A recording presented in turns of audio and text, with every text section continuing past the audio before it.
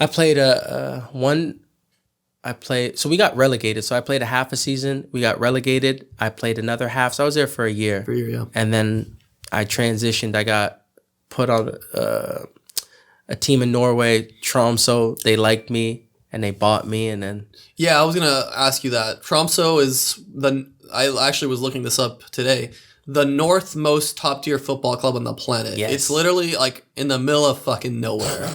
But they play Champions League and Europa or Super Cup, whatever you want to call it at the time.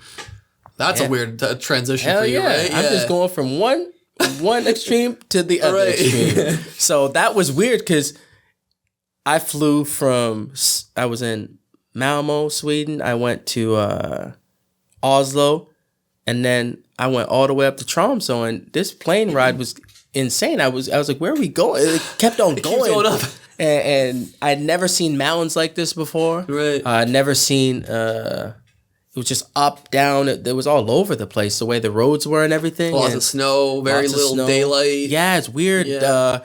What was it? In the winter at like 1 a.m. or 12, it'd get like bright outside. So you had to have the dark blinds, and it was the opposite in the summer. In the summer, it would get dark. It's just weird, That's man. wild, yeah. It just, you just have to adapt. I mean... But I didn't know that going in there. I just, this team's playing in the highest league in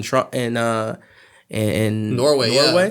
And they're playing in, it was at the time called UEFA Cup, and now it's Europa League. Yeah. So I jumped on that wagon. I said, why not? And you were a signing. Yes. Which, if I don't know if transfer market is any correct or not, but I don't see many people that were signings for the club. There was a lot of people on for free, right? Yeah. So they paid top dollar for you. Yeah. That's gotta feel good. You're coming very there. good, very good. And then that transition, I followed everything. Now I could play as my player in FIFA. So now that was a big one for me. That was a big one for me because I always see Norway. I said, God damn, now I can play myself in FIFA. I gotta make my player. I can actually play. Man, I was happy. You were in the game then? I was in the game. Horrible stats, but I was in the game. Whatever gives a shit. I was happy as hell, man. I had the camera. They're like 400,000. You're like, all right, but like, are we in FIFA? Yeah. It was big, man. So yeah, it was really good. That's wild. Was there a lot of pressure then because you're coming on as a big major signing? There's a lot of expectations. Obviously, that's a double-edged sword, right? Yeah, I got off the plane and there's reporters out there and there's photographers and there's people wanting me to sign stuff and it's different, but I could see the transition like from Sweden to now, and I was like, okay, I like this. Yeah, it's what I like. I don't seek attention, but I like. Well, this to is be what every footballer dreams of. The moment of you're getting off a plane. There's actual people waiting for you, as opposed to arriving probably at 2 a.m. I know. No one's there. No one's there. I'm waiting for my driver. What the cab driver's like, he's like, whatever. Who's this guy? Okay. So it was really, it was good. I accepted the pressure because I didn't think about it too much, to be honest. I just embraced it. Like, man, the stadium's bigger. Right. The fans are more singing chants and the atmosphere is livelier. Yeah. Every mistake, yeah. And it's like, yeah. Your crowd reactions. Yeah, I've been waiting for this. Like, Sweden was good. Sure. Tromsø was a different level. Yeah. So everything, the stadium was nice. We had just got a new stadium when I got there. Renovations too. Yeah. Underground heating system. Yeah, it was so nice. Yeah. Everything was nice. I had a rack for my shoes. I had my name on the locker room, and they put a picture up of me, and I was like, God damn, I made it, man. I made it, boy. That's right. Yeah. So you got there. How was the first couple games? First couple practices? How'd you? Practices were these boys were a different level. They passed the ball harder. There was more international players. Okay. So I had a guy from Tunisia that played in the World Cup. I had a Canadian, Patrice Bernier, that's Montreal legend over there. And I had a few other people. Who else did I have there? There's a few other internationals, so it was a bit different. It's no longer a town with all the locals playing. Yeah. It's now people that are getting paid a lot of money to come there. Yeah. So it was different. It was intense, but they were all welcoming. Right. That's what I think made it easy for me, because Sweden and Norway, they welcomed me. They were nice. Everything was. They were just good people, nice people, man. Yeah. Really good people. Made you feel like you were at home. I mean, when you think about a place that's that far north, and you have a young guy that's a talent that wants to come there. Yeah. At some point, you got to be a little bit also grateful that he is here. Like, he's chosen to come here. He could be anywhere else, right? Or he could have. Yeah. So they're like, well, he's going to be reinforcements. We're playing fucking Champions League this year. Or we're trying to qualify. Yeah.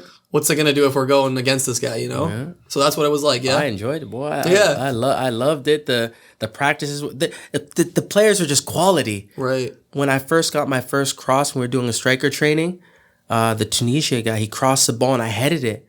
Like before I would have to like do that, I would just touch it and it would just go wherever I wanted. So it was that was one of the first things that I noticed, like the way they swing in the ball, it's a shot. So I don't have to use force. I just have to direct it. Oh, right. When you watch footy, you see these like almost like gliding touches and they're just flying. They're bullets, right? Yeah, bullets, man. And you just learn how to guide it in the net, even with the foot. If it comes hard on the ground, you just guide it. You don't have to blast it. Yeah. I was a blaster. I just run through it. So, and I did it a few times. The ball went everywhere. I was like, God dang, what is going on? What were some other things that kind of showed you the level jump from the Swedish or It's the quality of the players. It was really even like when we played other teams. Like I went to Rosenborg. Yeah, that was a big team. Yeah, and the stadium was intense. Is that a derby for them or no? No, that's not. It's just a big kind of. It's a big clubs. Okay. And just teams like that, like Strasbourg, Vålerenga. Right. It was just the level of play. The other teams had internationals on their team, right? So it was everything went up. The way the reporters were at every practice. They rated us. They rated us in Sweden in the newspaper, but in Norway, it was a bit different. It was all of Norway. Wow. So when they rated me, I think it was just Sweden it felt like. But when I went to Norway, if I played a game, they rated me out of 10. Everybody in the country knew. Like the national newspaper would have a section where they would go through the league's games and the players and everything. And they'd rate us. So that was... You could sense when you had a bad game. You could sense. Oh right, yeah, the atmosphere around you a little bit. Really, yeah. Shit. So that was a bit of pressure because you'd play a game, open the paper, like, oh shit, what they give me? Right. You know. So it's like, damn, this is not gonna be good for my ratings. You know. I need to put a few more in. Sometimes you stay home. If you let's be real, if you played good, right, you're going out. Yeah, you going out. You go to your favorite bar. You're like, drinks on me, boys. That's it. If you played good. And I played bad, I'm going with you and I'm feeding off your energy. No way. Hell yeah. I did it so many times. So, I mean, yeah, so the quality. And then we got 2 other Canadians. We got a keeper. And then we got, this is like my brother, another brother, Kenny Stamatopoulos. Mm-hmm. He's from Toronto. And he came to the team and we had played against each other in Sweden. And he hurt me. I went up. He was a goalie. I went up. And I tried to head it, and he gave me a Charlie horse. So he put his knee in my thigh. Jesus Christ! I was out.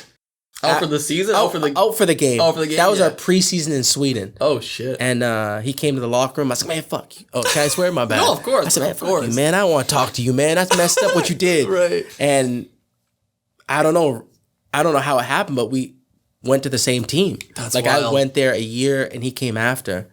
And we just became best friends, and like I said, if he played good, I'm going out with you, man. Right. We had an understanding. If we both played good, boy, we gonna have a great night, great, fantastic.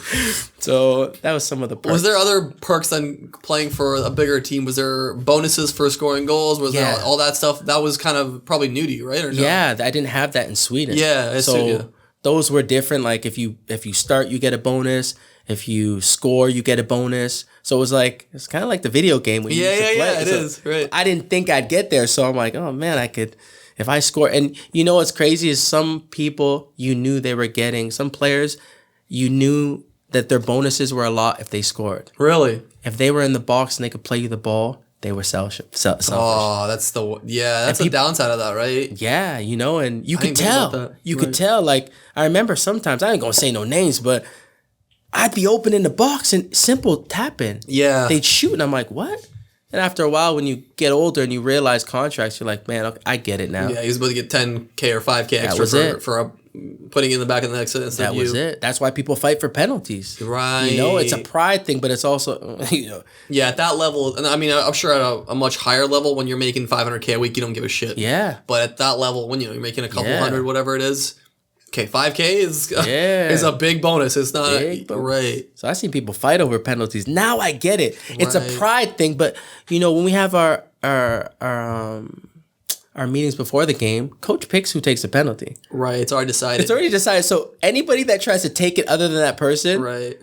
I'm not understanding what's going on. Right. But now I kind of feel like that was it, and it was what else could it be? Like we already went over who takes penalties. You can't take it. Sure. So it's weird to see people. You're also playing a dangerous game then too, because if you fuck up and you were selfish, when they watch back the film, they'll be like, "Can we check his contract? Is he getting 5 or 10K for this extra goal he's getting?" You know, they're like, maybe we should drop that down. He's a little too selfish. Yeah, that's wild. It's wild. I've seen people fight for it. I'm like, what the hell?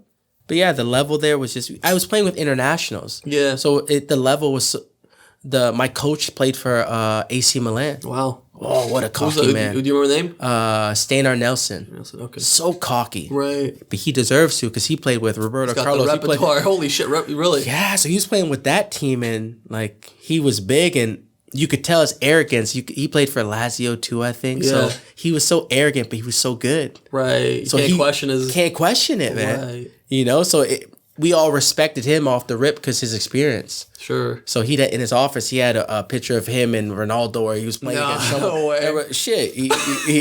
He's telling you what it is when you walk in. Yeah. That's him against him. Right. You got to respect me, man. Damn, that's interesting. So he was really good. He was hard on me. What was it like playing in front of like big crowds and stuff, you know? Like crazy, man. Well, yeah. A couple thousand people, 5,000, 10,000. What's the biggest crowd you played? In my career, let's say in the Norway years. In Norway, it had to be Rosenborg. There was about 30,000. Holy shit! And they were insane. Yeah, they were throwing stuff, just crazy. You know, just crazy fans, man.